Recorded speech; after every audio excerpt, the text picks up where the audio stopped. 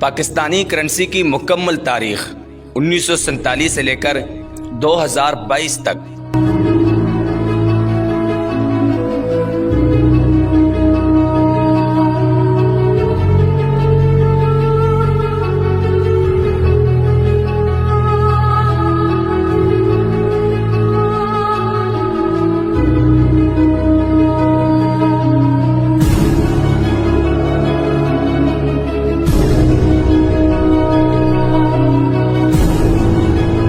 کس کے دور حکومت میں کون سی کرنسی ایجاد ہوئی، اور اس کے ساتھ ساتھ ہم آپ کو یہ بھی بتاتے چلیں گے کہ اس وقت یعنی 1947 سے لے کر 2022 تک ڈالر کی قیمت میں کیسے اضافہ ہوتا گیا، اور سب سے سستا ڈالر کس کے دور حکومت میں تھا، اور کس کے دور حکومت سے ڈالر کی قیمت میں اضافہ ہونے لگا، اور 2023 سے پہلے ڈالر کی قیمت کیا ہوگی۔ ان تمام سوالات کے جواب جانیے اس دلچسپ ویڈیو میں تفصیل سے۔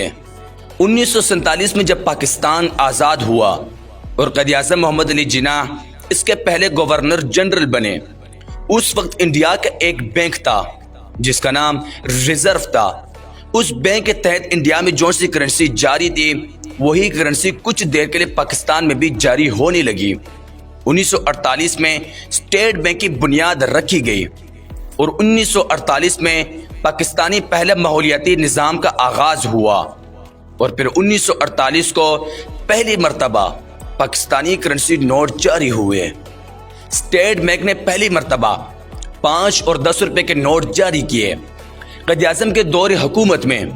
1947 سے لے کر 1948 تک پاکستانی کرنسی انتہائی مستحکم رہی اور $1 1 روپے میں رہا، اور پھر قائد-اعظم محمد علی جناح کے بعد وزیر اعظم لیاقت علی خان کے دور حکومت میں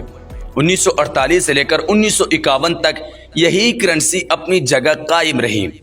$1 1 روپے کا۔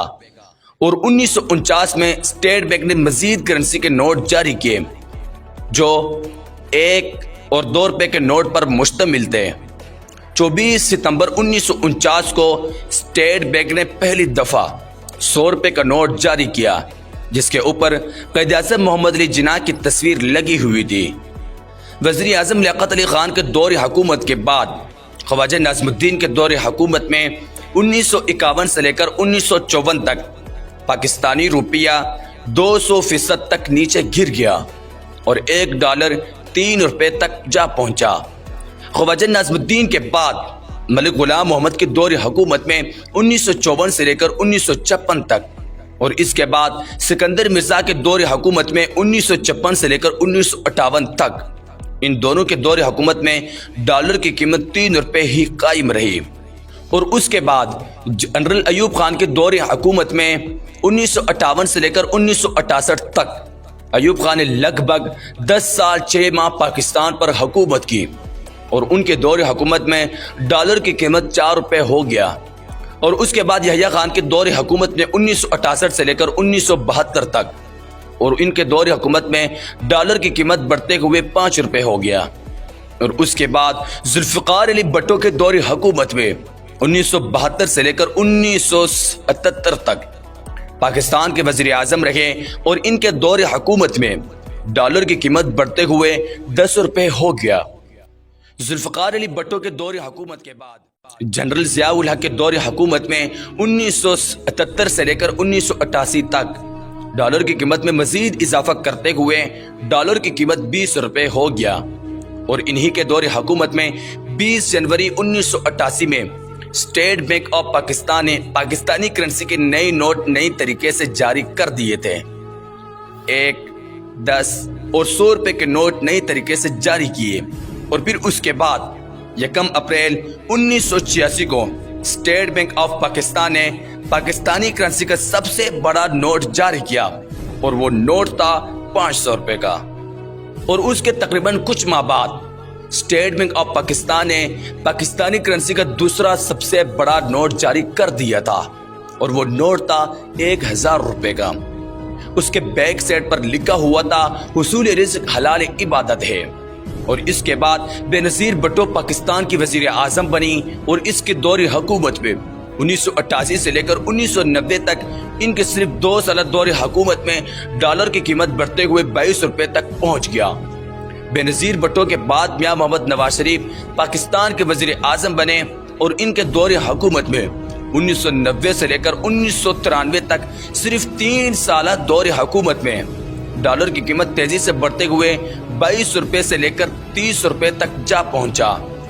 نواز شریف کے دور حکومت کے بعد ایک بار پھر بے نظیر بھٹو پاکستان کے وزیر اعظم بنی اور 1993 سے لے کر 1996 تک ان 3 سالوں میں ڈالر کی قیمت میں مزید اضافہ کرتے ہوئے 40 روپے تک پہنچ گیا تھا، اور اس کے بعد ایک بار پھر میاں محمد نواز شریف پاکستان کے وزیر اعظم بنے اور ان کے دور حکومت میں 1997 سے لے کر 1999 تک ان کے اس دور حکومت میں